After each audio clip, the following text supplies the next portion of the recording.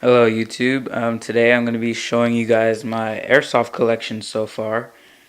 And okay, so right here we have Smith & Wesson. Yeah, it's just from Kmart, really crappy. It was like $20. Experimented camo with that. And this is my Wii 1911 MEU. Sand it down the barrel so now it's silver.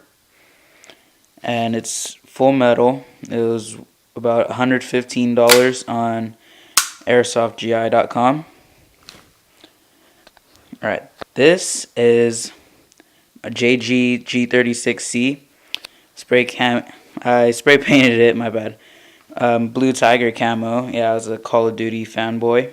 And I added Jump Tech silencer. And that was about $125 from Airsoft GI. This is just a little M4.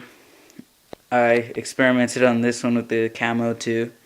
It's only about like $40 from Walmart. Another crappy gun.